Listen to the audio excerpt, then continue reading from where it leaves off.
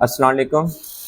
शुरू करते हैं अल्लाह के पाक नाम से जिसके सब नाम हैं, जिसे किसी भी नाम के बगैर भी पुकारा जा सकता है और याद किया जा सकता है। तैयब शफीक मेरा नाम है और मैं पिछले 15 साल से प्रॉपर्टी के बिज़नेस के साथ मुंसलिक हूँ।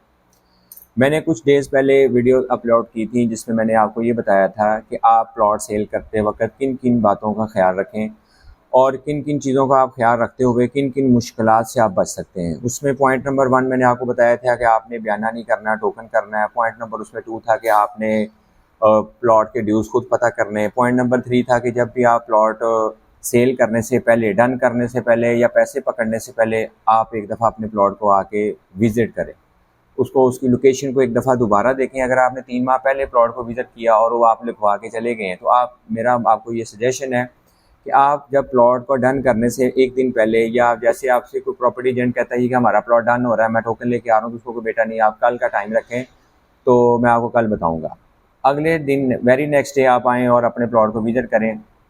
एक दो प्रॉपर्टी एजेंट से और से भी एक दफ़ा वेरीफाई कर लें। कहीं ये मतलब ये भी मैंने उसमें पॉइंट डिस्कस किया था, क्योंकि प्रॉपर्टी एक फ़ैसला है। फ़ैसला इंसान एक लम्हे में करता है, लेकिन उसका जो नतीजा है वो सारी ज़िंदगी इंसान के साथ रहता है।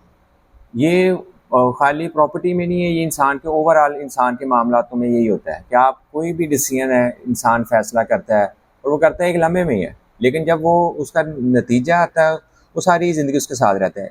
दूसरा मैंने आपको ये बताना था कि जब आप प्रॉपर्टी की किसी के साथ कमिटमेंट कर लें, आपने पैसे पकड़ लिए, आपने ये सारी चीज़ों को मद्देनज़र रखते हुए जो मैंने आपको बताई हैं, इसके मुताबिक आपने कोई लेन देन कर लिया और आपने टोकन पकड़ लिया और टोकन के बाद आपको 25,000, 50,000 या 1 लाख ऊपर ऑफ़र आ रही है, तो ये मेरा आपको मशवरा है कि आप अपने अहद की पासदारी करें और इस मामले को अल्लाह के सुपुर्द कर दें। क्योंकि होता ये है कि बाज़ औक़ात हमारी किस्मत में ही उतना ही था जितना, क्योंकि डन करने से पहले तक हम आज़ाद हैं, उससे पहले तक भी हमें ऑफ़र आ सकती थी, लेकिन जब आपने प्लॉट डन कर दिया तो ये मेरा आपको मशवरा है कि फिर आप जो अल्लाह का हुक्म है, अहद की पासदारी करें। फिर आप उसी के ऊपर अल्लाह ताला की रज़ा के लिए उस अहद की, जो अल्लाह ताला की ज़ात ने कुरान पाक में फ़रमाया, उस आयत को मद्देनज़र रखते हुए अपने उस फ़ैसले की पासदारी कर जाएंगे तो अल्लाह ताला की ज़ात आने वाले टाइम के लिए, जो आपके आने वाला टाइम है उसमें आपके लिए उसी माल में, उसी सारे सिस्टम में अल्लाह ताला की ज़ात की मदद भी शामिल होगी और उसमें बरकत भी होगी। अब इस वीडियो में मैंने आपको जो चीज़ बतानी थी कि प्लॉट सेल करते वक्त जब आपने ये सारे मामला कर लिए, अब आपको प्रॉपर्टी एजेंट कहेगा कि आप अपने मुझे डॉक्यूमेंट्स वगैरह दें, मैंने अंदर से वेरीफाई करना है। डेफिनेटली जब वो आपको टोकन देगा या टोकन देने के बाद या टोकन देने से पहले आपको कहेगा ये मुझे वेरिफिकेशन करवाएं।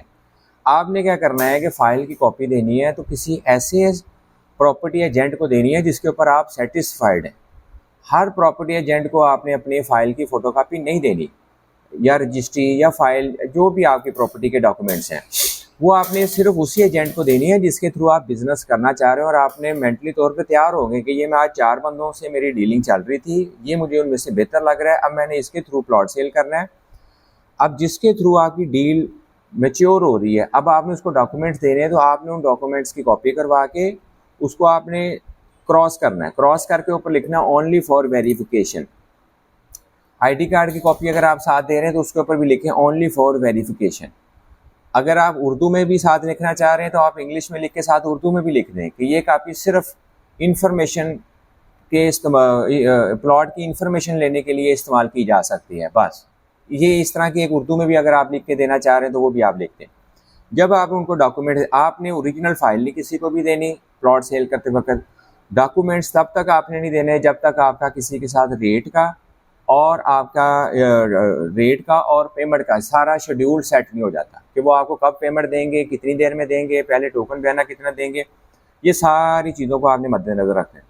अब जब आपका, और दूसरी बात ये है कि अगर आप वेरिफिकेशन, वो कहता है कि मैंने करनी है, आप कोशिश कर लें कि आप खुद जाके साथ करवाएं वेरिफिकेशन, आप उनके साथ चले जाएं। लेकिन अगर वो कहते हैं कि नहीं हमें दे दें, हम खुद कर लेंगे, और आपके पास नेक्स्ट डे टाइम नहीं है, आज संडे है, वो आपसे आज डॉक्यूमेंट्स ले रहे हैं, कल मंडे है, कल आप ऑफिस टाइम है या बिजनेस में आप बिजी हैं तो आप नहीं जा सकते, तो फिर आपने उनको क्रॉस करके कॉपी देनी, उसके अलावा नहीं देनी। तीसरा ये कि आपने अपने डॉक्यूमेंट्स किसी भी अननोन बंदे को शो नहीं करवाने। होता ये है कि बाज़ का जब आप अपने किसी ऐसे एजेंट, प्रॉपर्टी एजेंट को कॉपी दे देते हैं जिसके साथ अभी आपकी डील नहीं हुई, वो कह देता है मुझे आप अपनी कॉपीज़ दे दें, मैं इस पर वर्किंग करता हूँ, मेरे पास कोई क्लाइंट आएगा तो बस उनको कि भाई जान आप पहले क्लाइंट अरेंज कर लें, मेरा ये प्लॉट है, मैं आपको ये दिखा देता हूँ, लेकिन आपको दे नहीं सकता, ना व्हाट्सएप कर सकता हूँ ना मैं आपको फिजिकली दे सकता हूँ। उसका ये नुकसान है कि जब आप अपने फाइल के या प्लॉट के डॉक्यूमेंट्स दे देते हैं तो वो क्या करते हैं कि अल्लाह ना करे सारे नहीं इसी तरह करते, लेकिन 20% इस तरह भी कर जाते हैं लोग कि वो उस डॉक्यूमेंट्स के ऊपर किसी से टोकन पकड़ लेते हैं 25,000 50,000 या 1 लाख रुपए, वो 1,50,000 लेके निकल जाता है। तो वो कल को सोसाइटी में जाके आप देखेंगे तो आपका काशन लगा होगा या वहाँ पे स्टे लग जाएगा, वो कहेंगे ये 1 लाख रुपए मैंने इन पेपर्स के ऊपर पकड़ा है। अब वो कहेंगे कि सोसाइटी वाले कि ये डॉक्यूमेंट्स आपने इनको क्यों दिए, इनके पास कैसे आए। आप कहेंगे मैंने फलां एजेंट को दिए थे, वो कहेंगे फलां एजेंट को लेके आए। अब वो आप कैसे लेके आएंगे।